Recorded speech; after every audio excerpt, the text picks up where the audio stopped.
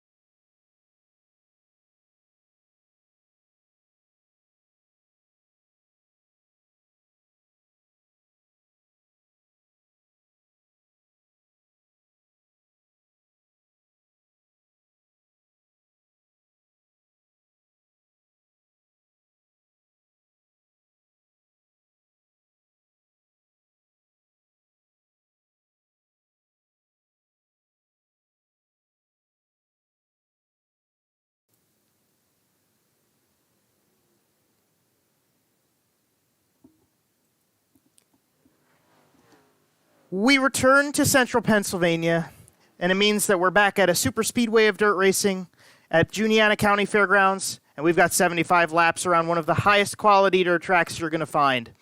Founded in 1938, this track edges nearer to another season of hosting some of the biggest names in sprint car, late model, and modified racing. But before we get there, tonight, its virtual counterpart hosts the stars and the cars of the BRP iRacing series for their 13th race this season.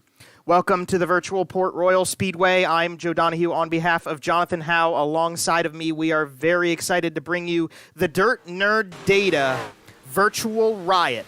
75 laps in the feature tonight. We've got our field of BRP drivers back. And Jonathan, yesterday we saw the Super Speedway of NASCAR hosting their season's start off. And tonight, it's not our start off, but if there's any racetrack on our calendar that is a Super Speedway event, it's the races at Port Royal. Yeah, we already had one Port Royal race that was quite fun and brought us back. Got us going again out of the holiday break, and it was a blast. Looking forward to seeing what Port Royal offers us the second time here, Joe, as I think we're going to see a bit of a different race. I think every time you go to see a track for the second time, you learn something. You learn how to maybe maneuver around a little bit further around the racetrack, find some different spots that maybe you weren't expecting to find throughout the race. You're going to understand how the track's going to change. I'm looking forward to seeing what these drivers have learned and what they can implement into their strategies for this race. 100%. This is going to be one of those races. We're back at the same racetrack, and this isn't something we've gotten a lot of chances to do yet, Jonathan, this season. We've done it. We did Weedsport. We're here at Port Royal for the second time. But can you expand a little bit on how you think that changes the drivers we might see at the front? We see a lot of the same names at the front week to week. We have gotten a little bit of variety the past few weeks. That might be in part due to the fact that this guy, Brandon Planck, hasn't been here for a little while. But do you think that we're going to see more of the same from last time we were here? Do you think that it's going to give those guys who maybe they had a little bit more of a mid-pack run an opportunity to learn and grow and maybe have a shot at tonight's win? I think it's not necessarily going to change it in terms of the players that we might see. I think what we're really going to see change is just the level of competition. You know, looking back, we saw, if I've got this correctly in front of me, Brandon Planck was our winner the last time we were at Port Royal, with Jamie Porter running second and Adam Hilton bringing it home third. Does that mean that Planck is the favorite? I mean, he's kind of been the favorite everywhere we've gone so far this year, Joe. If Brandon Planck is racing, you have to kind of take notice of him and see where he ends up. But I just wonder if maybe a second time around makes it so somebody can close the gap a little more on Brandon Planck and make this more of a tighter battle up at the front. Jamie Porter's been very hot, especially since coming back from the Christmas break. I think Porter's going to keep it rolling. Hilton, we haven't seen him run as well really since that top three place at Port Royal. So what does Adam Hilton bring to the table? Maybe returning back to this track allows him to get back in the mix sort of towards the front half of the field. Definitely somebody that I think we haven't talked about enough is Adam Hilton. For the guys who are kind of running the sort of mid-pack or end of the top 10 in championship, we've done a lot of tugging on Alan Slight. He's had some really great runs. Ryan Susice finally got his first win of the season. Travis Cunningham has made a lot of leaps to get further up the grid throughout this season. Dean Reynolds had his own win. Richie Pereira has been strong. Adam Hilton's just that one guy that we haven't really said a whole lot about. And actually, we might not be saying a whole lot about tonight, as he has yet to arrive for the session that we've got in store here at Port Royal. But if we do get him, he'll definitely be somebody to watch out for. Another thing to watch out for that we want to make note of quickly, we haven't really talked about our schedule of events coming in the next few races in the next few weeks with BRPtv.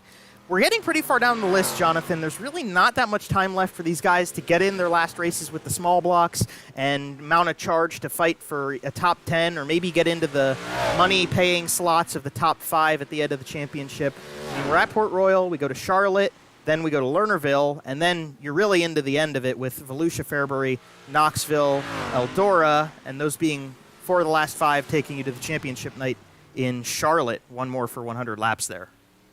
Yeah, you and I off the broadcast last week were going back and forth about some of these drivers who have yet to close out their big block or their mandatory small block starts to kind of close out the year with the big block. Where do they go and do it? Looking at this sheet here in front of me, we've got about 9 drivers, it looks like 8 drivers who are one race away from closing it out with only a few events to go. Do you go and do it at Charlotte? You run a small block and then you come back for the championship race with the big block to get it done? I still don't know what to expect, Joe, and where these guys are going to make up these races. In particular, a guy like Jamie Porter, who's got 2 to make up. Where is he going to run? Alan Slate's got 2 that he's got to make up. Gavin Isley, another guy who's really high up in the points. Adam Hilton also needs 2 somewhere. And I don't really know if there's necessarily 2 bona fide small block racetracks left on this season's schedule, but it definitely pays to be pretty much wrapped up with it like Dave DiPetro has already done. Yeah, I think, well, we've talked about this, and I think it's pretty safe to say most, if not all of the people who have 2 races left are going to go to Fairbury with a small block. That's a pretty good shoe-in track for people who are running out of options because it is the shortest track left on the schedule. But after that, we start talking about technical tracks, and we've kind of gone back and forth between the two of us, Jonathan, about Charlotte and Lernerville. And from talking to some of the drivers before the race tonight, I think Lernerville might be a little bit more of a popular option for them. And I know earlier in the season when we went to race 2, that was where a lot of people pulled out the small blocks for the start of their season. It was race 2 after Volusia. And while Volusia is fairly technical and on the calendar still to go, a little bit shorter and the higher banking, it just seems like Lernerville might be the option for some of these guys. But I will tell you one track that was not an option is the place that nobody at all brought a small block, and that is here tonight. Yeah, that's going to be another factor into, I think, the kind of racing that we see. Everybody is on the equal playing field, so it's not going to be like last week where those big blocks, we kept waiting around for the big blocks to fall off, and we just didn't see the fall off. Tonight, it doesn't matter who's fallen off or really at all because it's all big block racing. Who is going to be the driver that can survive, I think, to the very end is what we're watching for, and keep the track position. I think track position is absolutely going to be at a premium. I don't think this is the kind of race you're going to drive your way through the field unless there's a lot of incidents. I think these heats are going to be as important as they've been all season long, and this hot lap session that's coming up is going to be as important as it's been all season long, and that's why already I've got Jamie Porter circled, Ryan Beagle of the top 3 time right now. Ryan Beagle has maybe had the quietest championship caliber season I think I've ever seen in any form of racing, whether it be real or virtual, Joe. I would agree with that 100%. We've talked about how do you win this championship. This is new ground for BRP. We have never seen this series run big blocks and small blocks side by side and give that sort of strategic fight to the drivers for a season-long endeavor. And I believe this is also the longest season that they've had, too. So the length of the season's one thing, but when you put the small block versus big block strategy into the mix, you get guys who don't show up every week. They just want to run the big block run for the win every week, right? But then you got the guys who need to put in their time with the small block. And we've talked about how crucial it is to do well with the nights you use the small block.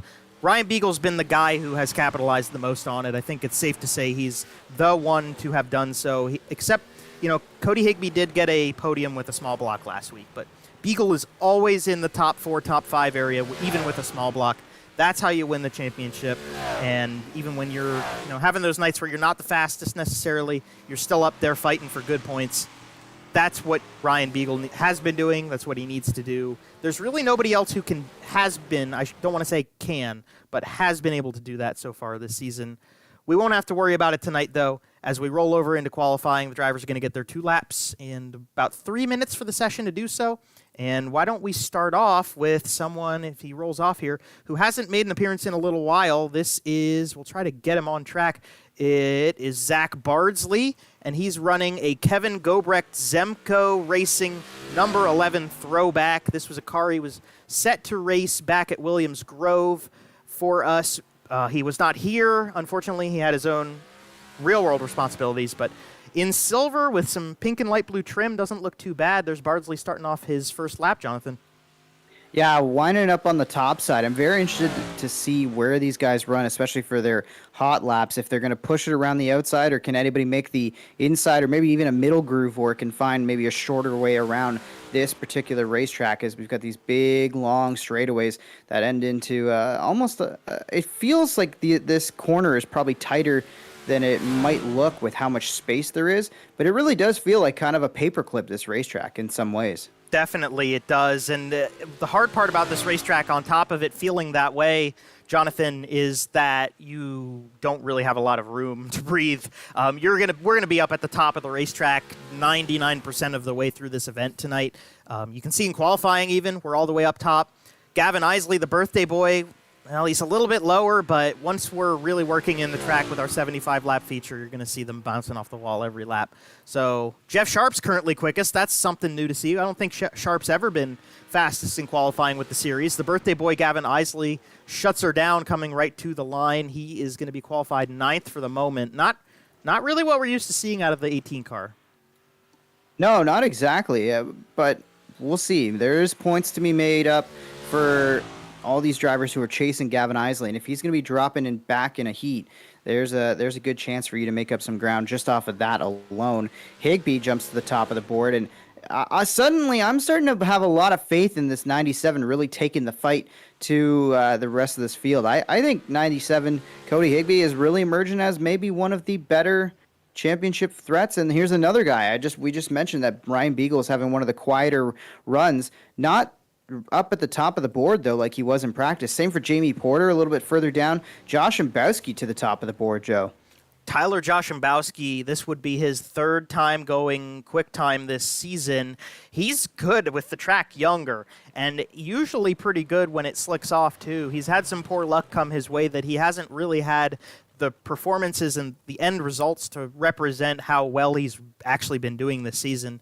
But for the moment, he's sitting kind of pretty. I mean, I think it's fair to say the heat races, and especially the first one, are going to be expected to more or less be a train race. There's not going to be too much going on. Everybody will go to the same line on the racetrack. So Josh Mbowski right now looking kind of, I'd say he's sitting pretty going into this first heat race that we're lining up right now.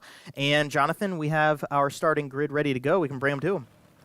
Yeah, Tyler Joshambowski going to lead us to green alongside Brandon Planck. Travis Miller lines up 3rd in the 22 alongside Dirk Cardine. It's Dean Reynolds in the 79 starting 4th.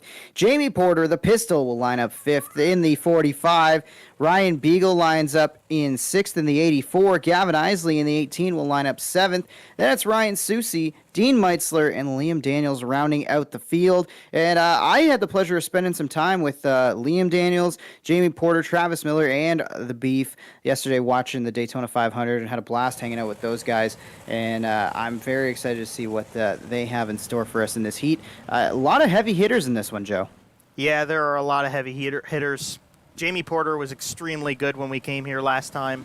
Travis Miller has really been a threat the last few races, last few weeks. Brandon Planck, saying he's a heavy hitter, that might be an understatement, a very high understatement. But Gavin Isley's back there, Ryan Susie, last time's winner. Even back to the last row, I mean, this is the kind of track I feel like Dean Meitzler may even have a shot at. He's a Pennsylvania guy. He'll probably want to do well here. Dean Reynolds, who won at Williams Grove, is back in the Keystone State. He did really well there. And this racetrack, while it's less of a paperclip, might be a high-line, high-running track that might feed into the favor of that 79 car, Jonathan, because that was what won him Williams Grove, and that's what you need to do to win at Port Royal.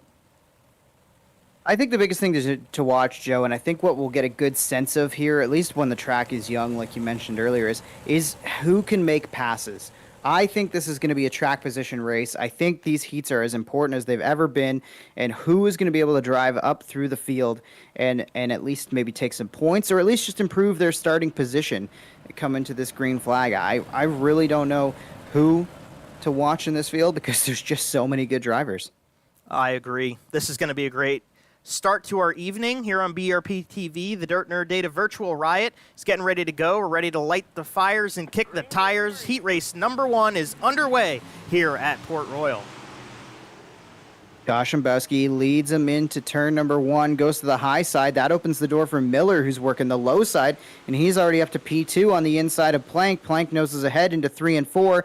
They're tight up on the high side. Miller's going to have to lift and settle into it. Couldn't keep the bottom side working that time through 3 and 4. Josh Shambowski leads lap 1. Tyler Joshambowski right up to the top side like we expected. Brandon Planck runs P2, and Dean Reynolds in third with Porter and Miller making a nice race out of that final points-paying position. Well, about as I said it, they stopped doing so. They kind of go single file back to the front straightaway again. Joshambowski has a lot of pressure from Planck, actually. This is a lot closer than I was expecting it to be, and now Dean Reynolds getting into the picture. Yeah, Dirk Dean is on the move up to P3 now, and he's looking for more. Pressing on the back of that 77 of Planck. If Planck makes a mistake, Reynolds is right there to capitalize. Porter's gotten past Miller now. They're racing there for 4th, and now Porter's going to put the pressure on the 79 and try to find a way underneath. But so far, the bottom side not really working just yet, Joe. We'll have to watch and see how long it takes drivers to start really trying to work in that bottom side to make moves later on. Yeah, I think it's safe to say it's going to be a little while before that starts happening. There's very small amount of time set tonight that we're going to be able to see that. One thing we are seeing, though, it doesn't take long for the top line at Port Royal to get treacherous and very bumpy, and it's something that we see occasionally but not super often with this series, is as the track works in, it gets bumpy, and Port Royal is the one where it's the worst, I think, because you're running at such a high speed. You're so close to, I mean, you're running a ragged edge of control up at the top of the racetrack, and then you hit a big bump in the middle of it. It's a really, I can't say it's one of the more technical tracks on the circuit, but those bumps in the corners, they really do make it very difficult for these guys to get what we would call a perfect lap or really have any consistency through these corners throughout the course of any race here. The art necessarily isn't making a lap here. It's making a pass. Even Brandon Planck, who we know how dominant he is, he's got good speed. You can see him close in on Joshambowski, in particular on corner exit and through the last half of the corner, but he hasn't been able to find a way around yet. And we're working now, I believe, the final lap. Yes, coming around for the final time. What can Planck do with Joshambowski? He's going to the bottom. Looking for the slide job. Can he pull it in front of Joshambowski? He cannot. Joshambowski going to win this heat and keep that top position in the grid after going quick time earlier on. Brandon Planck tried the slider, Joe, but just not there yet. Not quite, but Joshambowski, that was a great run from him. He finishes in front of Planck and Reynolds, and the rest of them. We're ready for our second heat race of the night, and they will line up as so. Starting on pole is going to be the Iceless number 97. He's won 2 races already this season. He's going for his, I believe, second heat win of the season. That's Cody Higbee.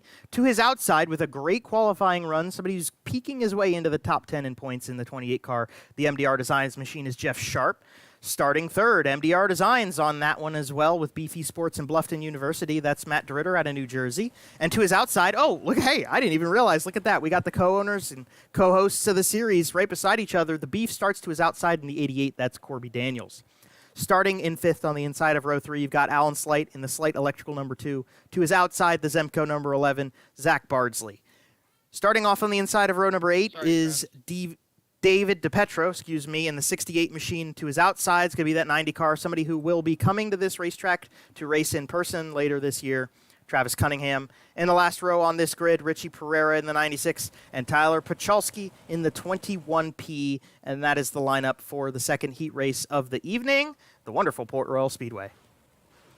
Gotta give a shout out to our man Beef. That's a pretty high starting position for the 88 car, maybe the highest he's started in any heat so far. Joe, he was really excited. You know, obviously it's Family Day up here in Ontario. Shout out to everybody celebrating on Family Day in Ontario, and President's Day to all of our American viewers as well. But Beef told me yesterday he was excited to take the day off and spend it practicing at Port Royal in the big block, and obviously that so far is paying off for Beef. We'll see how he can manage this race and see if he can start towards the front half of the field come feature time. That's a great little tidbit of information, because another thing to go along with that is this is the first time Beef's running the big block in a long time, which we've seen, you know, the big block's much more competitive going up to the front of the grid. So definitely think Corby's in a good spot as the green flag comes out. Higbee leads him down, though. Sharp's got the advantage of going straight to the top side in turns 1 and 2. And as they come to the backstretch the first time, Slight's making a 3-wide battle back here. Yeah, logjam. Oh, one car on the wall there. Big impact, and that's going to jam up this field as Cunningham gets a little piece of that. Not really anywhere for him to go, and Pachalski also gets a piece of it. That starts to spread out this field now. Alan Slight trying to make a move on Beef, who tags the wall just a little bit. Sharp going to the bottom side, trying to catch DeRitter. Everybody chasing Cody Higbee, though, as they work into 3 and 4. And here they come to the front stretch again. Cody Higbee's so good with this race car. Matt DeRitter's been keeping him honest, though. Man, these heat races have been pretty exciting so far. DeRitter's really up on the rear end of the 97 car, and he looks a little bit low out of turn number 2. Doesn't get the run down the backstretch, but he's going to keep hustling him in the, I think this is the north side of the racetrack here. Coming back to the front stretch again. We're getting a little closer to halfway. We still got plenty of time for DeRitter to make something happen, or maybe even get Jeff Sharp back in the picture. Yeah, DeRitter is doing a good job here. You know, when we think of Matt DeRitter in this series, we really focus in on the shorter tracks. And tonight, he's showing that he's really improved everywhere this season. He's been one of the more consistent drivers we've had all season long. What can the 03 do on one of these big racetracks? Cody Higbee doing a good job protecting that lead, but running right up against the wall there. Matt DeRitter able to run about maybe a half lane lower. We'll see if he can maybe capitalize and throw a late slider that actually works, unlike Brandon Planck's attempt in the first heat. That's a huge point right there, Jonathan, is that with the way iRacing works, these drivers who maybe in real life they would be strapped into their cars and unable to watch the heat race before them, all of these guys watched that first heat race. So they saw what Brandon Planck did, and Matt DeRitter definitely would take that into account in the situation he's got right now, because they're coming to 2 laps to go, and with what Planck did, I mean, he was pretty forgiving on that slide job, which was the right thing to do, being right at the front of the grid and going to the checkered flag and everything. But if Matt gets a little more aggressive into turn 3 and gets a little bit more righteous when he comes through the middle of the corner, I mean, that same move could put him in, well, not victory lane, but it could give him the win in the heat race, which would put him on the front row to start this race off. Cody Higbee's already going to the defense, though. You see DeRitter go down to the inside there, trying to set up the move into the final corner here for the final time through this heat. Watch Higbee pull off the wall a little bit. He's almost protecting any kind of slide job, and that's something to watch for the feature as he comes across the line first. Cody Higbee wins it over Matt DeRitter, and Alan Slate's going to end up in 3rd over Jeff Sharp. But, Joe, I was watching Cody Higbee. He's almost kind of figured out a protective line. Nobody's going to... not that nobody, but somebody's going to have a really hard time trying to get to the inside of Cody Higbee if he keeps turning off the wall coming to the stripe like that. Definitely. This racetrack is going to slick off more, but that's going to be a very crucial move even when the track is slick, because you're going to have to figure out a way to diamond off if you want to get the speed off the high side. You got to diamond low to cut the corner and get below the car in front of you, if that's your method of attack rather than maybe an aggressive slide job. So we'll have to wait and see as the night goes on. Are people going to learn and advance and get a little bit better at that move? Is it going to change based off of how slick the track gets? These are all questions we're going to be looking at figuring out as this warm-up session goes on, especially, and then as the race goes on itself. We're going to step aside really quickly, and we will be right back to the action here on BRPTV's warm-up. Just about a minute in, 4 minutes to go. Don't go anywhere. We will be right back.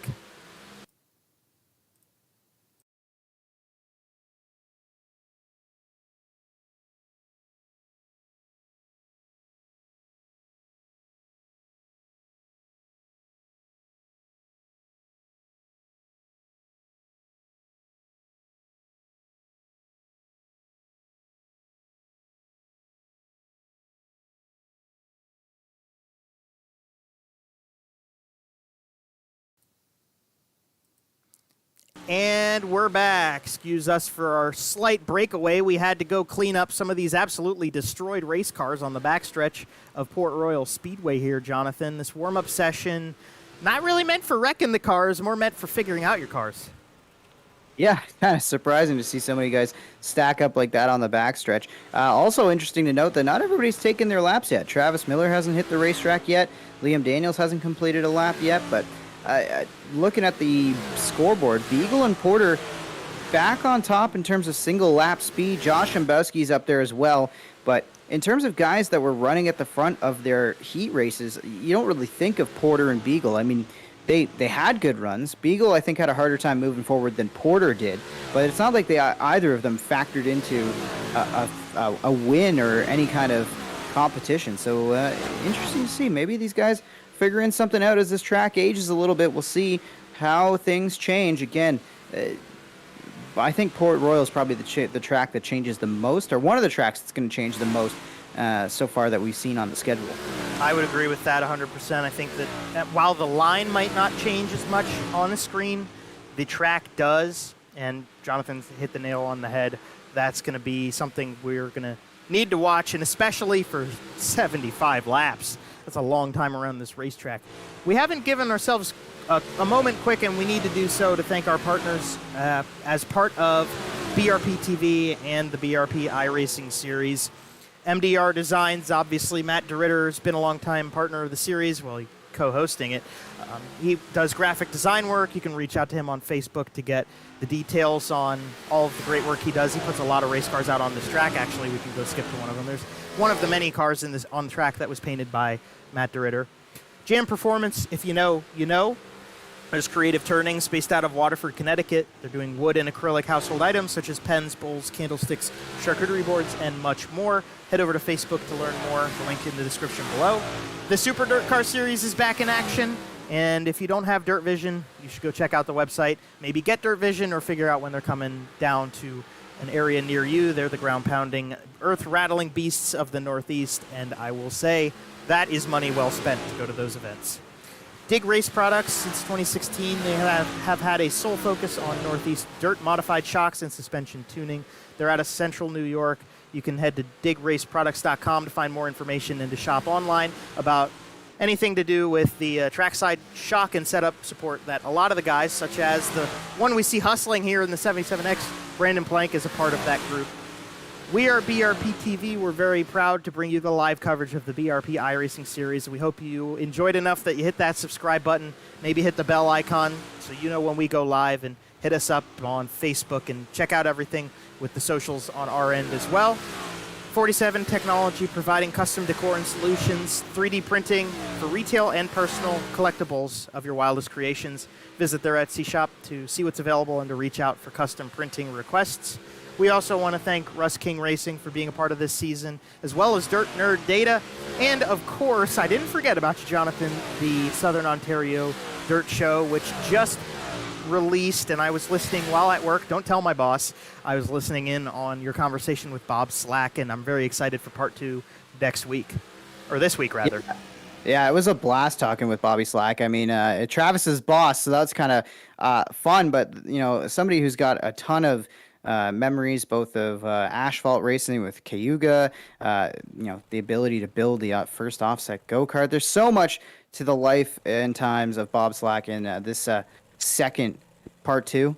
There's some good little tidbits, especially for those who might be in Southern Ontario and might be interested in getting into racing in terms of from a career standpoint. Maybe not necessarily from the driving side, but there are more career opportunities in the racing world than some might realize, and Bob Slack may or may not have some of those opportunities. That's one thing we got to talking to and about in part 2, so looking forward to dropping that one a little later this week. And got to talk about Matt Williamson as well. I think on this newest episode, we're going to be talking a lot of Matt Williamson after his big wins down in Florida, grabbing some gators.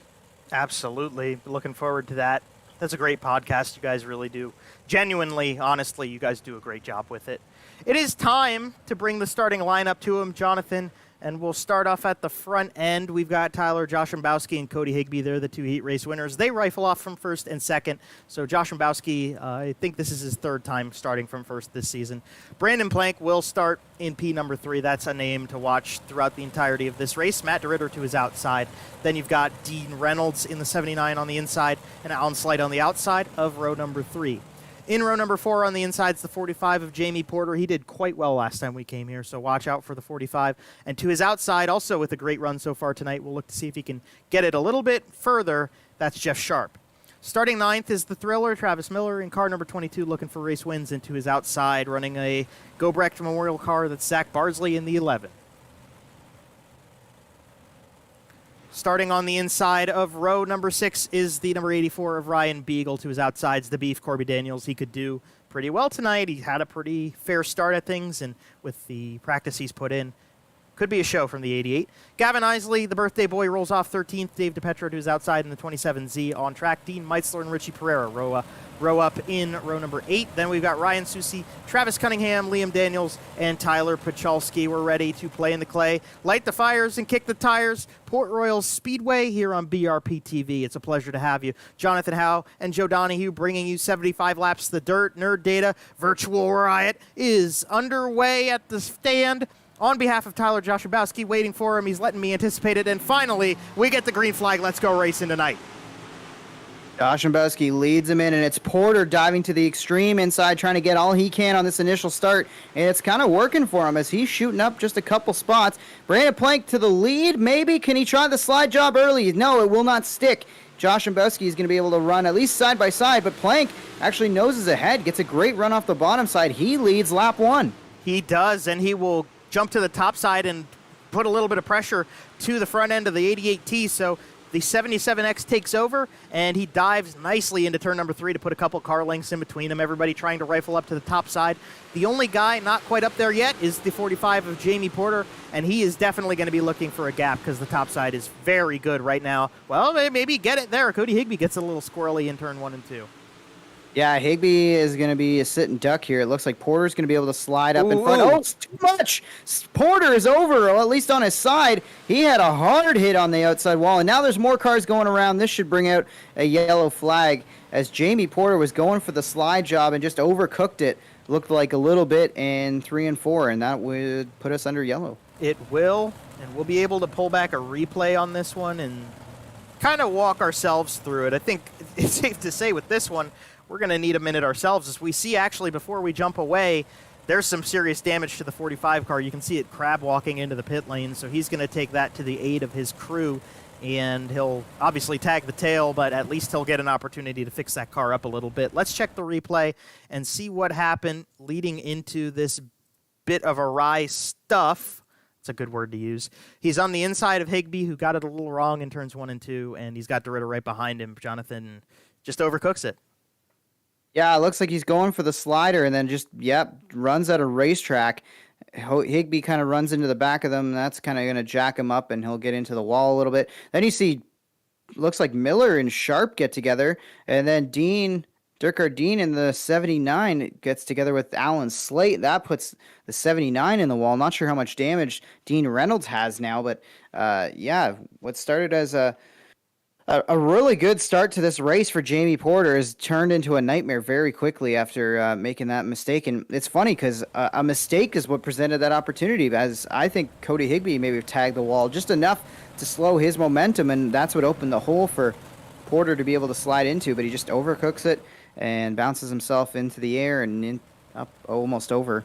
But yeah, wild stuff early in this one, Joe. You're very right about that one, Jonathan. The opportunity came from a slight mistake, and then a fair mistake takes him to the rear of the grid, but he'll get that repairing worked out. The guy I'm going to watch here is Dean Reynolds. We're following him now to see if he's got any sort of crabbing going on. I don't think he's got too much damage. He would have probably pitted, but he got a fair piece of the wall on that outside front tire. I would think that could definitely affect the handling of that race car as we're about to go back to green. Yeah, but we talked about it. Track position is at an all-time high right now. Brandon Planck is going to come away with the lead here and jump the start right to the front. Joshubowski around the outside is going to try to make sure that Planck can't slide in there. Ooh, he does just so narrowly. But these guys are spreading out. The field fans out through 1 and 2, Joe, and it's a good sign that bottom side is working, at least early on these restarts.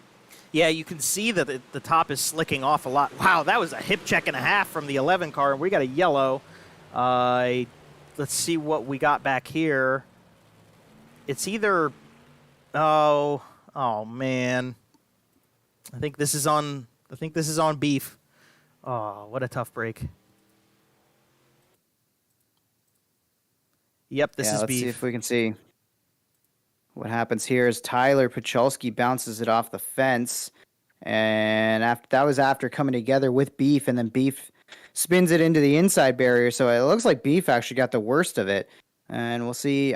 This might be just two guys going for the same real estate here, Joe. Yeah, I think watch Pachalski to start. Actually, don't watch Pachalski to start. Excuse me. Watch Beef. He slid all the way up into the 21P. I was about to be like, I was about to say, man, Pachalski got it wrong and Beef's kind of in the nowhere to go area, but Beef kind of came up the track a little bit.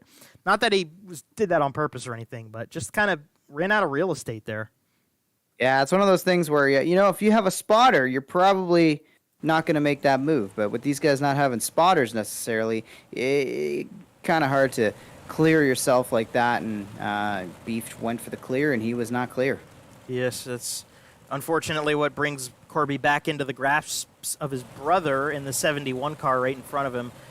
The two brothers, Liam and Corby, usually, well, I don't know. They usually go back and forth pretty well. I wouldn't say one of them leads the other more than the other brother. They're usually a good fight between the two of them. Unfortunately, Corby was looking for a little bit better tonight than what he's got at the moment, but we're only 10 laps in, and we've got 65 more to go, so there's plenty of time for Corby to see some other guys make some mistakes or make a good run and get himself back in the picture, because he hasn't really had a chance to do so. He's been running a lot of small blocks, like we've mentioned, Jonathan. This was his chance to kind of rebound to the end of the season. Yeah, we'll see what the rest of this season can bring. Looks like we're going to go single file for this restart, which I think plays into the hands of Brandon Planck. Not that Brandon Planck needs any help or assistance at all, but with clean racetrack to his left and to his right, he's going to be able to just hammer the gas and fire this thing as points it down the hill, brings him in for a real early start, gets him wound up. To the high side, he goes in 1 and 2. Josh and Besky trying to follow suit, but it's Miller challenging on the inside. So even with a single file restart, the car is still fanning out through 1 and 2. And actually, I'll give him some credit here. Travis Miller, he's doing it. The middle line's working at Port Royal right now. The 22 car might give a fight to the lead, the 77X up top, and well, he's still holding his own. They're not going to get the momentum down the backstretch, but as they come past us and go into turn number 3, he's going to go back up to the top of the racetrack.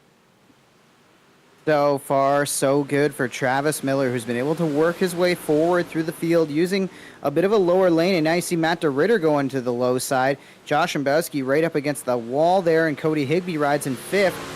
Field is pretty much single file here, but there are some drivers like Jeff Sharp, Dean Reynolds down there trying to make something happen on the low side of this racetrack. And don't look now, here comes the big dog, Mr. Beagle, trying to find his way through.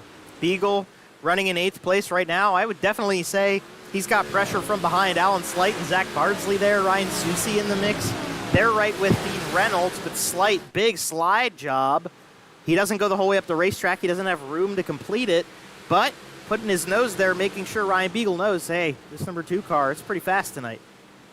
Ryan Susie also has moved his way forward. He started deep in this field, and he's already up pushing towards the top 10. Hasn't been able to crack it just yet, I don't believe, but he's right there. Basically from 5th on back, it's really tight. And look who's really making up some time, too, on the high side. Jamie Porter, the pistol, is firing back now, trying to find his way to the front. Yes, he is, and he's got a couple of them in the rear view, and, well, if he's running the rear view, but Porter, when we came here the first time, he was the guy who could run the top side of the racetrack. So while everybody's still diving low, he's got a clear lane and a line he knows how to run well, that he can try to get some momentum. He's not going to get Susie this time, but I wouldn't wait too long to see that 45 car make some moves up. He is all over the wall. I mean, you just got to commit to rubbing the fence and getting a little bit of help off of the top side of the racetrack at this point. Yeah, he is absolutely banging those boards right now, and it's kind of biting him. Oh, trouble behind him. Susie, and I believe, is that Bardsley that also gets a piece of this one here? I believe it is, yes, the number 11 of Zach Bardsley. They were running right behind Porter. I'm not sure what exactly happened to bring this one out, but those two come together, and we are under yellow once again. And we will pull back a replay of it. It did happen right behind the screen. I mean, we were following the car in front of these guys when this happened. So we'll go back to the end of the front straightaway. Here's Bardsley. He's actually on the inside of Porter, so we were following Porter, and you could just barely see it when they went into the corner. Susie, more momentum. Bardsley, a little slowed up. Contact, front to rear. They get into each other sideways. Pereira nowhere to go. A little slight piece of contact onto the 11 car. not terrible, but a fair piece of damage to the 11. And then the Daniels brothers come through, and so does Dave DiPetro, and they try to avoid, and they do a pretty good job of it. Yeah, Liam just slammed on the brakes there and brought it to a stop and was able to avoid any further incident there for the 11. But yeah, just another kind of mistimed run. I was actually talking about it with Jamie Porter yesterday when we were hanging out, and he talked about sometimes in this game you can carry a lot of speed into the corners, but you can't control what happens in front of you. If a guy decides to maybe slam on the brakes a little bit more, or for whatever reason slows in the corner, you don't necessarily have that reaction time if you're carrying a lot of speed, and I think that's exactly what happened there. I think Susie got a really good run into the corner and just didn't expect Bardsley to maybe take that corner as slow as he did. Yeah, and that's something we've seen happen a lot with this series over the course of the season. It happens when the track gets slicked off, but I think it's, well, if you were to make a percentage of it, it might be 10%, but it happens fairly often, Jonathan. I mean, we see that a fair piece where somebody gets into the corner a little quicker than the guy in front of them, and it's so hard to control these cars once the track's iced up that you really don't have anything you can do at that point except hold on and hope you don't really get too much damage or spin out. So unfortunately, that is the cause of another yellow here for us at Port Royal, but we'll get it along the ways. 20 laps into it. Brandon Planck back to the green flag. Travis Miller, not really a great restart off of turn 4, but he's going to dive in turn 1. Yeah, maybe trying to get to a slider going early in this run. Not going to be able to do it through 1 and 2. In fact, he's going to have to go on the defense here as Josh Mbowski is challenging to the inside. And yeah, a little further back, it got almost very interesting. I thought Matt DeRitter was going to get turned on that restart.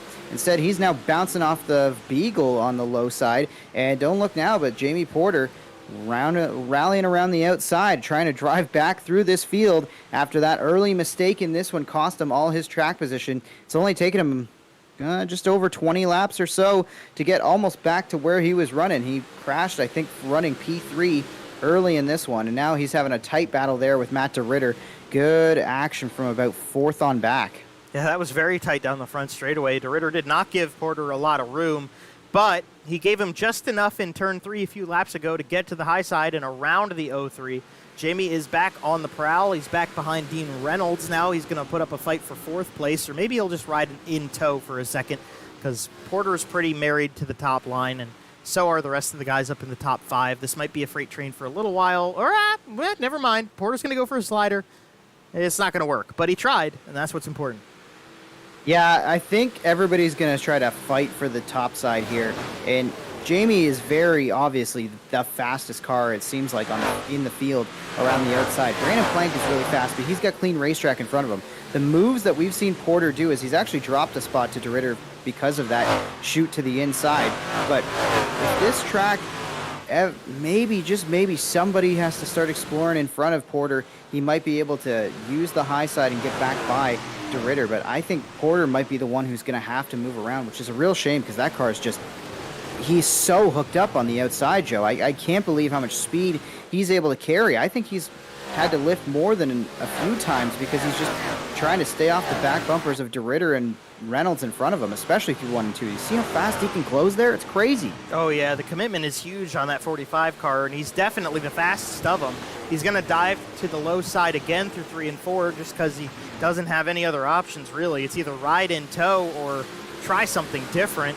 And Porter, I think we've talked about Porter being one of the guys that isn't much of he doesn't try things a lot. He likes the line he likes, and it's a good line, and he'll run it. He's had a couple races this season where if he would have been a little bit exploratious, it might have done him some favors. I think he's learned from those days. I think we're back to Jamie Porter being willing to try stuff, and he tried a few times to make something work, and right now I think you're just going to have to settle for running in line. Unless he dives again. No, not this time. You're just going to have to kind of stay where you are, and the track's really slicking off. Oh! Porter might have found something. He diamonds off, and he's side by side to the line. That is a very interesting racing line. I commented that Cody Higbee was doing that while leading his heat earlier in the night, how he was able to just drive off, cut low, and now you see DeRitter's going to try to go low here as he works over Dean Reynolds, And will that play into Porter's hands, as DirtNerdData might not be able to get back in line here in front of Porter? Porter's got some open racetrack, especially through 1 and 2, that he might be able to get past DirtNerdData, as DirtNerdData's being the one to explore now. Is also up in front of them. Miller's gotten by Josh Zimbowski. We'll see if Travis Miller can start to put together some clean laps, and maybe he can be the one to drive up and challenge Brandon Planck, who's really driving away with this one at the front. Oh, he is driving away. That is the thing to say. Richie Pereira, something goes wrong with that car, and the yellow comes out. And that will bring them all back together as we got Eden Reynolds going all sorts of haywire in 1 and 2. Something post-yellow here, because the yellow came out for the 96 car who's in the pit lane. So I think we're going to have 2 replays on our hands, Jonathan. I'll hand you the first one with Pereira, and let's see what happens with Richie. Richie Pereira looks like he might get a little bit of help here. I'm not 100% sure where this happens. Ryan Susie to the inside. And he's just kind of did the same thing that Porter did, but without the slide job, and takes himself out of the park. After tagging the wall, he kind of rides up and over it, and that's the initial caution. And then I'm not sure what happened to Dean Reynolds, because he was not too far back from that pack that we were talking about with DirtNerdData and Porter and Beagle. Let's see. Yeah, so here's Reynolds, and Porter's going to dive. Yellow's already out by now. Yeah, just a little bit of help. I almost wonder, I mean, forgive me if I'm wrong, but I think DirtNerdData is involved in the calling of the cautions in this race. If I'm not mistaken, Joe, but you can correct me. But I almost wonder if he didn't realize the caution was coming out. Maybe if it was the game had already called it, and DirtNerdData just didn't realize, and maybe Reynolds decided he needed to lift. That was strange. I'm not 100% sure what happened to cause that. I mean, DirtNerdData just kind of drove all over Reynolds. So, yeah, we'll pull it back again. To answer the question, yes. Matt DirtNerdData is one of the admins of the series, so he has the power to call yellows based off of what happens on the racetrack. He probably did not call the Pereira caution. He might not have known what happened. The Daniels brothers, I believe, are the other 2 guys who have the ability with the series to kind of admin if they need to call a yellow. And obviously, with Pereira going out of the track, I think that's a fair yellow to bring out right away. So there's that. Now, on the other side of that, and this is something that I wouldn't expect Dean Reynolds really to do, unfortunately, as we're coming back to green, there's this thing where, when you drive on a dirt track and you're in a corner, yellow comes out, you're really, if everybody did it or everybody didn't do it, it would work fine. Most people don't slow down until they get to the straightaways. You just kind of finish out your corner at speed and then slow down unless there's something really going wrong. And DirtNerdData probably didn't have time to really anticipate that anyway because of how close they were. But yeah, if I were Reynolds, I might have stayed in the throttle a little longer too. Not that, I mean, things just happened the way they did for him, and something happened again, so the yellow's back out. Not sure what this one's going to be on. It might be Pachalski. I don't know. We'll take a stab at a replay, see what we find. Yeah, I'm not sure what happened to. Yeah, it looks like we're going to see multiple cars involved in this one. Oh, it's Isley who starts it off. Yeah, Isley gets turned, and wow. I got to give a shout-out to my man, Travis Cunningham. That was accident avoidance. Oh no. Sorry. I lied. I just jinxed that so hard. He was through. Oh, that was like watching Daytona yesterday. I mean, every time you think your driver's through, and then bam, somebody comes out of nowhere and gets him. But yeah, Travis involved, Tyler Pachalski involved. But yeah, I guess that all starts with Gavin Isley getting a little sideways in 3 and 4. Yeah, Isley gets a little love from Bardsley. We're going to ride. Let's go on board. We're going on board with Dave DiPetro because you were talking about Cunningham with wreck avoidance. David DiPetro gets a twofer here, so he brings it back under control, avoids that one. Maybe a little bit of love to the 21P, and then he avoided that. I mean, that was pretty good driving from the 68 car, right? Yeah, only a little bit of a nudge with the front end. That's pretty good stuff. I mean, to get through that one, and C's definitely parted in front of him, but Yeah, tight stuff there. So, Joe, something I was kind of watching as we were talking about when the cars came back to green is who is going to start in which lane? Now, it might get a single file one here, but if we go double file, the outside has been really good for some drivers in particular, like Jamie Porter. But if they have to start on the inside, that's not going to be a factor on this one because of the single file restart. But for drivers who are better on the outside, I almost wonder if you can maybe time it and get a sense in the driver chat. Maybe somebody's wrecking. Maybe you could lift a little bit and fall back to an odd or an even number so you can get to a certain lane. But single file restart here, Joe, and it's Brandon Planck driving away automatically. Guys, just so money on these restarts tonight. He's so money all the time, Jonathan. Really, that's a great word to describe Brandon Planck. But yeah, so the outside and inside, it is delegated by iRacing. Unfortunately, it's not something they've put into the game where the leader has lane choice or anything like that. Maybe some dirt tracks in your area do so. The driver who is leading gets the inside, and it works for them, but everybody in the odd-numbered positions, they are stuck on the inside. So unfortunately, if you're not really working on the inside and you're not the leader, you don't get to dictate the green flag restart. So you're kind of whim's end, and especially for a track like Port Royal, that's a tough break for anybody who's starting on the inside. But we had a single file run this time, so it gives the guys a chance to put themselves in the line they want, which means the top side for 90% of them.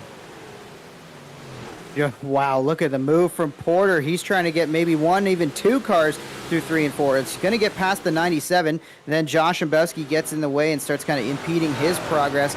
But he is really hooked up around the outside. I started to wonder maybe Porter fell back a little bit. I was wondering if maybe running against the boards was starting to cause maybe some damage to the race car and he was not able to drive it as well. But it could also just be the handling is going away in the racetrack itself, Joe.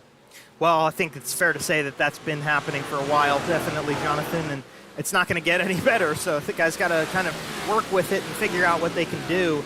A lot of them like to use the wall around Port Royal, the topside wall, as a little bit of a training wheel, if you will, to get through the corners when we get to this point in the race.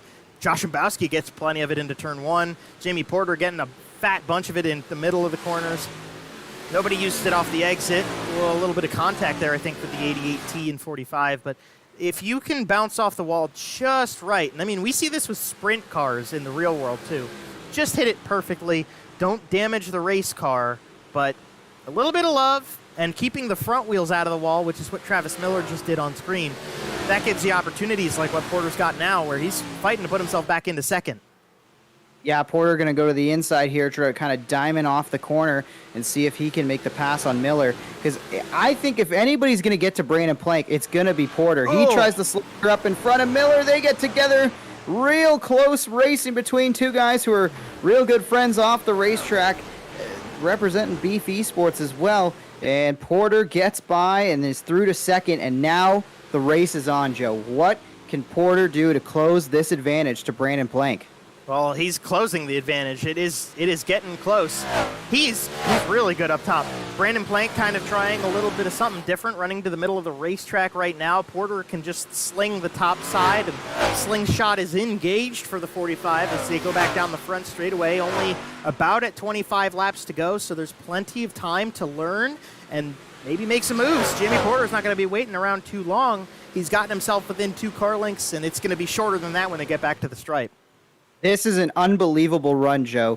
It was only a few laps into the race that we saw Jamie Porter fence it, trying a slide job. And ever since then, now, Brandon Planck gets a piece of the wall there, and Porter actually gets a little bounce off the back bar of the 77.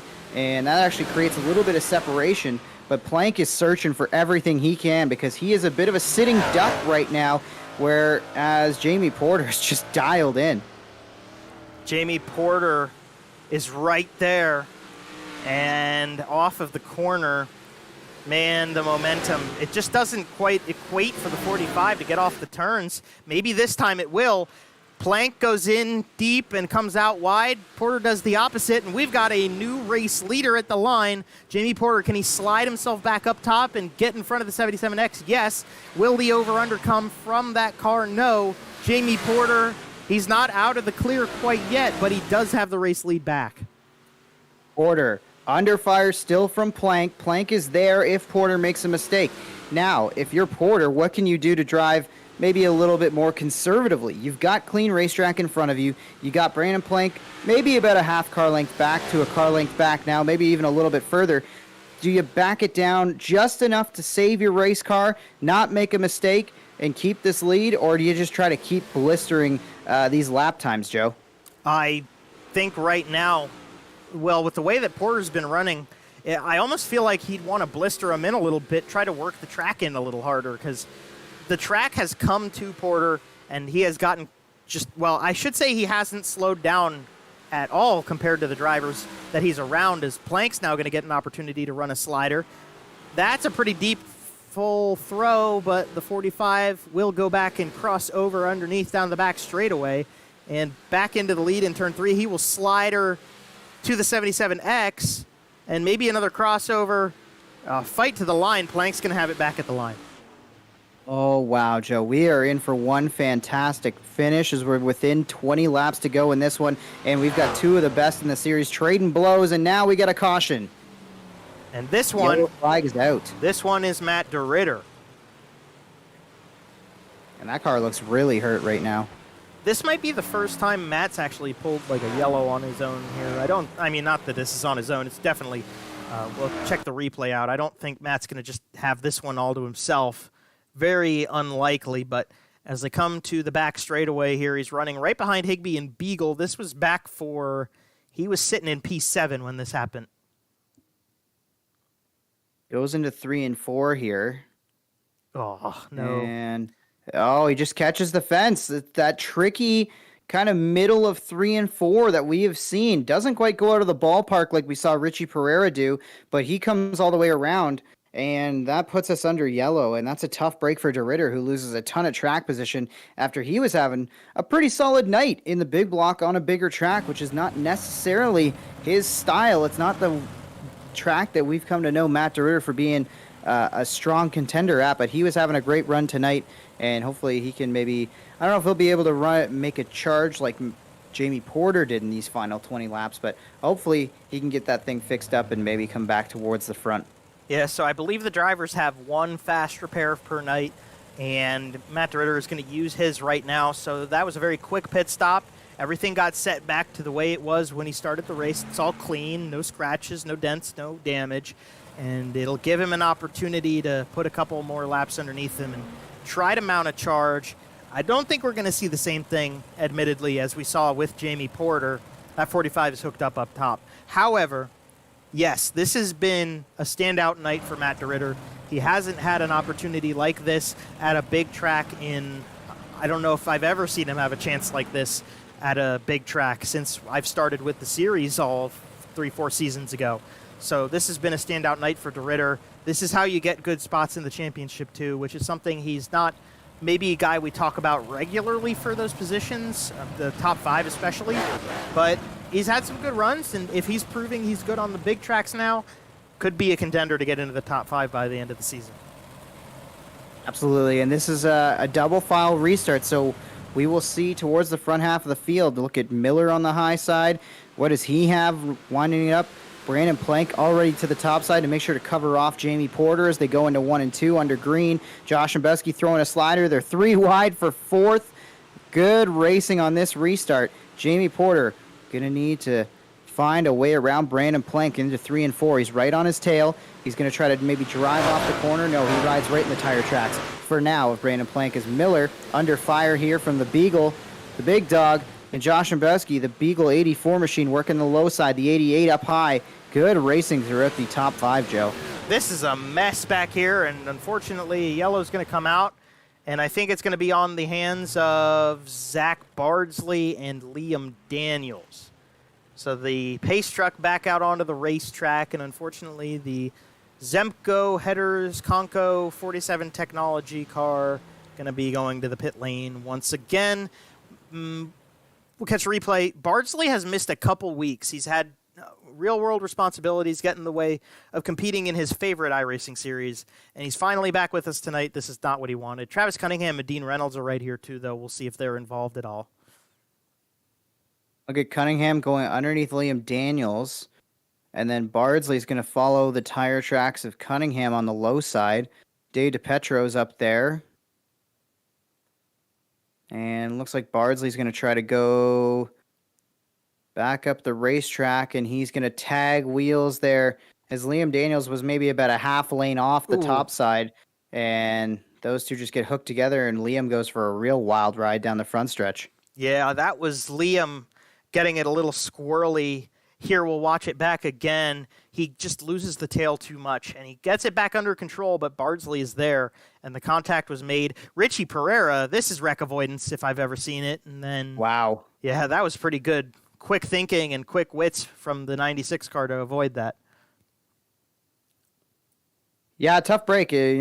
Sometimes you need a little extra real estate to save your car, and sometimes it's just not there. And we are back under yellow, and time is ticking away. And I can't tell if that's a good thing or a bad thing for Porter. I almost feel like if Jamie Porter gets the lead, he kind of wants it to be towards the end of this race, so he doesn't have to constantly try to hold off Brandon Planck, because we saw Porter got by him, and I really expected Jamie to just kind of drive away, and Planck was able to go back and take the lead back, Joe. So this race is really far from over. And even looking back a little further in this field, Ryan Beagle's made his way far forward, and he's lining up on the outside. Maybe the big dog has something to say before this is all said and done. Ryan Beagle, I've never met Ryan Beagle in person, Jonathan. Have you? Yeah, I've had the pleasure of talking to him even in Victory Lane a couple times around the local parts here. And he is one heck of a driver on and off the racetrack. He's a great person, great guy to talk to, and he is just steady Eddie. Just like you see in this racing series, he's always in the mix in the street stocks around Southern Ontario. I was going to say, he seems, at least from what I see of him driving in iRacing, he seems like a smart guy.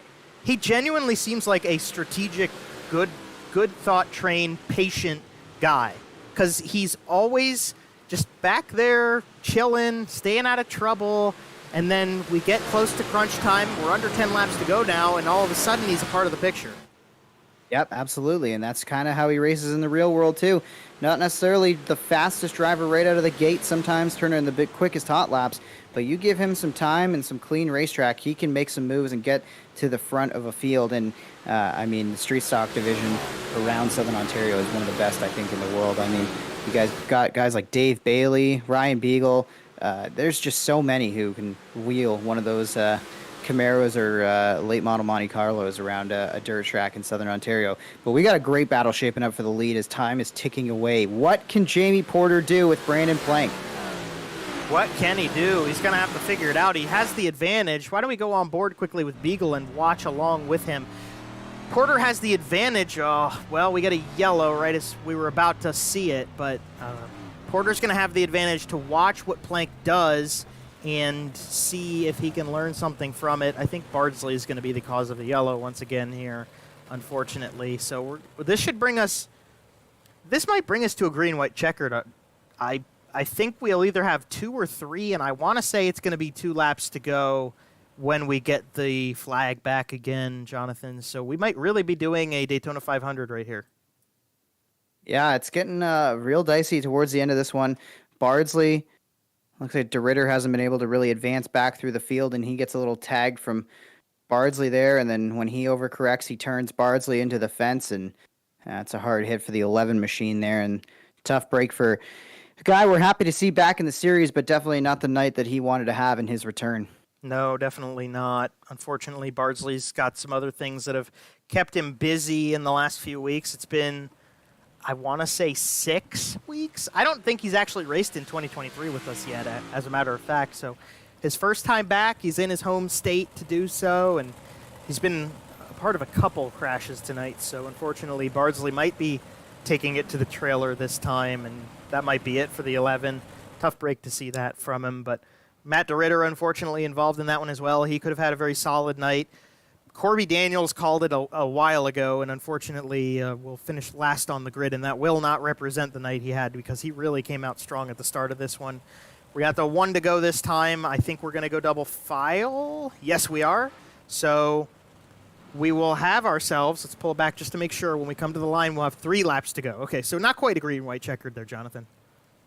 3 laps to go to settle it, Joe, and I was talking a little bit earlier how I thought maybe, maybe Porter would want a shorter run to the checkered, and I've changed my mind. I think he actually needed a longer run. I think this plays into the hands of the 77 and Brandon Planck.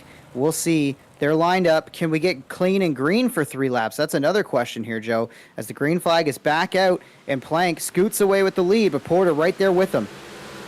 Planck has it into the corner by a hair and a little bit of contact in the middle because it's still just treacherous and bumpy there. Higbee's got a nice run for third. There's going to be a battle between him and the 84 cars. They might both be able to eat up the 45. Will we get back and get the white flag to end this one out? Or will a caution give us a green-white checkered attempt? They're 3 wide for second, and Higbee's all of a sudden part of this picture. He dives to the middle. Porter's going to try to rifle off the top side, use the wall as an advantage, but this is all giving Brandon Planck a big getaway. And as they race for second still, that 77X is going to get that white flag. Brandon Planck is absolutely loving what he is seeing in his mirror, if he's got it turned on right now, because Porter is under fire on this final lap. One more time down the back straightaway. Does Porter have enough to mount a big slide job and try to get past Brandon Planck? Can't do it. He's going to try to turn off the corner and drive down alongside. Can't get there. Brandon Planck going to hang on and win it over a very fast Jamie Porter. And Travis Miller ends up in P3 with a nice little charge at the end of this one. Cody Higbee rounds out the 4th place, and I think it's going to be Josh Shambowski grabbing the 5th spot as I wait for the timing and scoring to cycle back around here, Joe. Yes, sir. It is going to be the number 088 scored 88T machine of Tyler Joshambowski finishing out that top 5. Cody Higbee, a little bit of a spin back there. He might be pretty, well, I don't know if that's pleasure or misfortune that led him to do that, because he really looked like he had a top 3 set, and out of nowhere, the thrillers popped into the picture. Travis Miller got up in the top 3. There's the 22 car, and oh, this is beautiful. Look at this. They're sitting real nice on the front of the grid here. So let me try to see if I can get the camera angled out a little bit. Maybe not here. Well, I don't think we're going to get much better of a camera shot on the 3 of them, but what we can do as we'll let them get themselves settled out, we're going to bring Brandon Planck, Jamie Porter, and Travis Miller down here, and we'll start with, well, let's see if we can find him in the session. We might have to go backwards here because oh, there he is. Okay. Jonathan, we finally got him out of the car. Brandon Planck coming to you. Brandon Planck, it's Jonathan Howell up in the booth. You got a copy, my friend. Yes, gotcha. You got me? I got you, brother. And you had a great performance tonight, leading 70 laps, never fell lower than 3rd, which is where you started. Just talk to us about your drive tonight. Man, I'm sweating. I don't know if I've sweat this much on this game ever. That top is so tough to run, and to be honest, I didn't really want to be up there. It was so rough, and I figured because it was so rough, everyone else was going to be losing time as they kind of bounce through the ruts and into the wall. And the first 3 quarters of the race, I felt really good, kind of rolling the middle in 3 and 4, and then kind of knocking the wall down in 1 and 2. And then all of a sudden, Jamie kind of came out of nowhere and kind of spooked me, surprised me, and got by me there. And then got a good timed caution. I got the lead back from him and was able to kind of restart in the lead from there on. But yeah, he was good last time here as well, and he did a really good job tonight. It was a lot of fun, racing with him, and yeah, happy to have got the win. How crucial were those restarts for you? Because you really were nailing them all night long. Like, as soon as there was a chance to go green, you were on it and driving away. Do you feel like the restarts were the difference in this one tonight? Yeah, Jamie actually got a really good restart. It was kind of right beside me, the second to last restart. But yeah, kind of instinctually, I wanted to take the top on the restart. I just get so worried because it's so black and slick, kind of right in the middle there, where you really need to fire if you do restart on the top. So yeah, the restarts were kind of a relief. The gap that I was able to get on the restart seemed to be bigger than the gap I could get under green flag laps from him. I could hear him. He was pushing me. But yeah, really happy that I didn't flub any of the restarts, and I think that was certainly a big part of it. Awesome. Well, Brandon, as we wrap this up, who do you want to thank for a great drive in your return this week? Yeah, same guys on the car for this league as always. Traditional Lacrosse, Ultra Fab, 4 wide. You guys as always. I really appreciate you guys putting this deal on. It's really cool. Missed a couple weeks being down in Florida, and I was tuned in online watching, and it's cool to be back home and able to race with everyone. Brandon Planck, your winner tonight from Port Royal.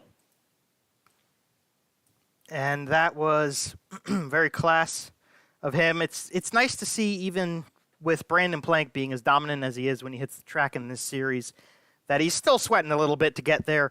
And if there's anybody who put on a show to make Brandon sweat a little bit, it was this guy, Jamie Porter. Got him in the booth here. This is Joe Donahue. You got a copy there, boss? I gotcha. All right. Well, Jamie, man, you had that thing hooked up on the top side. Yeah, I just wish I didn't do it in the fashion that I did it, with smacking the wall like 8 laps in or whatever it was. I had to come from 20th, I think it was. So if I wouldn't have been a bonehead and did that, I think it would have been a lot better race for a majority of it. Well, I'll tell you, that was very exciting to watch. You come all the way back up through the field, and you had the line up top so figured out. You were one of the most aggressive guys to be willing to bang the boards tonight.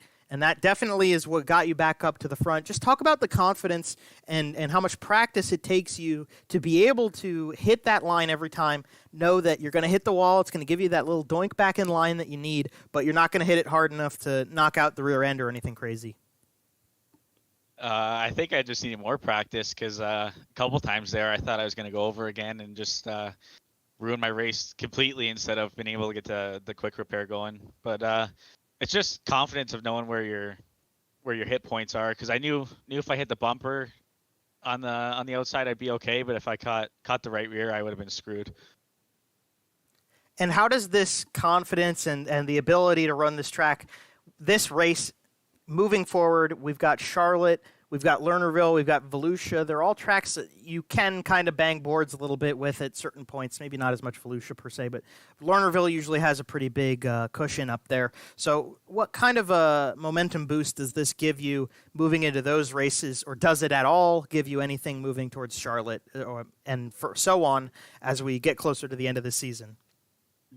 Yeah, I'm hoping I get some momentum behind me here, because Charlotte's not one of my best tracks. I usually tend to struggle there quite often. Every once in a while I'll get a good run, finish top 5 or something like that. But Volusia, I'm going to be taking a small block, so I guess just play it out and see if I can pick off a few of the big guys with the big blocks, and just hope for the best.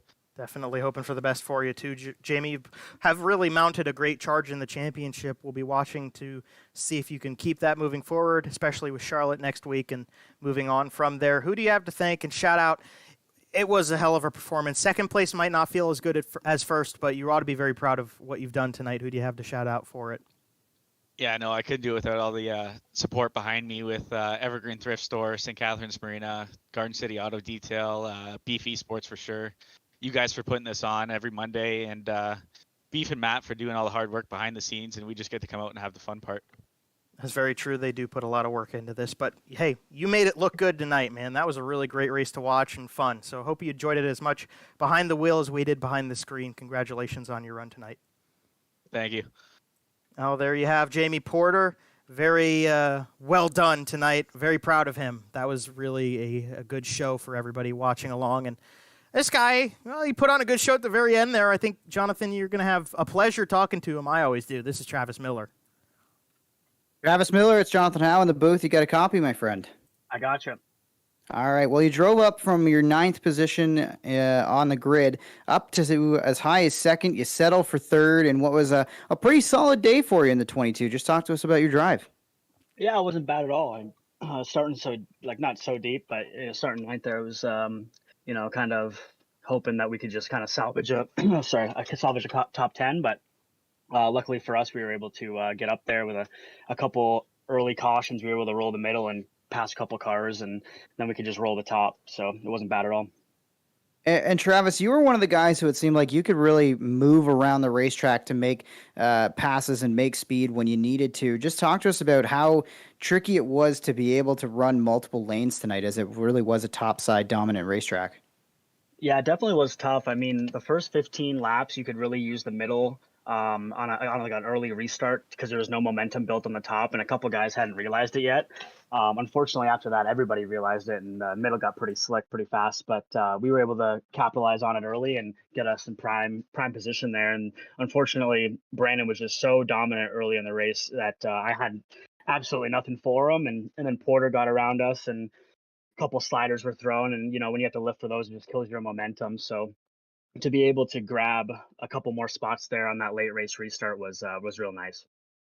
And who do you want to thank for the drive here tonight, Travis? I just got to thank Garden City Detail, Beefy Sports, the BRP iRacing series, and you guys for putting this on. Cheers, buddy. Travis Miller brings it home with a solid third place running spot tonight. It was just a great drive from a lot of drivers in the field, Joe. This was one of, I think, the most intense battles at the front of the field we've seen. Obviously, everybody was chasing Brandon Planck, and he really did put a pretty good beating on him until Jamie Porter got back in the mix. But in terms of comers and goers throughout the top 5 and even top 10, there was lots of positions changing hand almost lap to lap.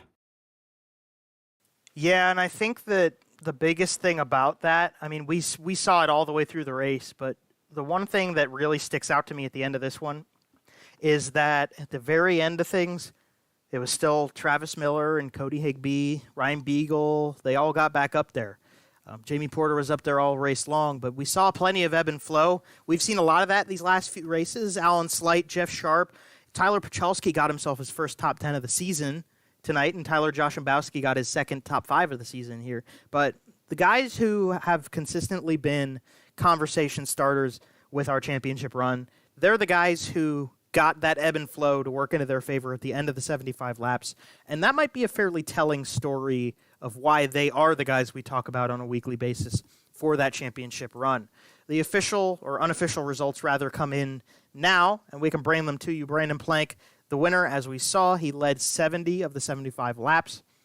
And the ebb and flow did not apply to Brandon Planck. Brandon Planck was up there all race long.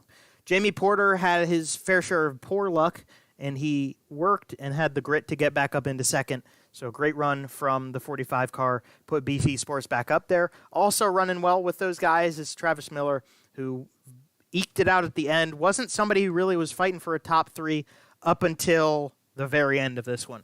Cody Higbee ends up 4th in the 97 car. He was very strong tonight. Tyler Joshimbowski, as we said, with his second top 5 of the season. Great run for the 88T car. Ryan Beagle, 6th place. That's not too bad. He finishes in 6th place a fair amount of the time, actually, but that's consistent enough, I think. Ryan Susie, right behind Ryan Beagle, so the two Ryans go 6th and 7th. You got Tyler Pachalski, as we said, his first top 10 of the season, finally getting to the end of the race without too much calamity. And Gavin Isley, not much shown from him, even though he's up at the top of the championship standings. He ends up P9. Jeff Sharp, with a fair race, stays in the middle of it, stays consistent. He ends up 10th place. Taking a look at the second half of the field here, Matt DeRitter rallies to 11th, which is still pretty impressive for as far back as he was after wrecking a little bit later in the race. Alan Slight settles for 12th. Travis Cunningham ends up 13th. Dave DiPetro 14th. Dean Reynolds 15th. Not exactly indicative of Dean's night. He was running towards the front half of the field for much of this race, but ends up 1 lap down after being involved in some incidents. Richie Pereira ends up 2 laps down in 16th. Then it's Dean Meitzler finishing 17th. Liam Daniels 18th. Zachary Bardsley in 19th, and Corby Daniels. He was out of this one. Seems like fairly early, Joe. I'm not sure. He might have had some technical problems, as we did see him out on the racetrack. So I know he got more than a few laps in, but ended up 75 laps down somehow still.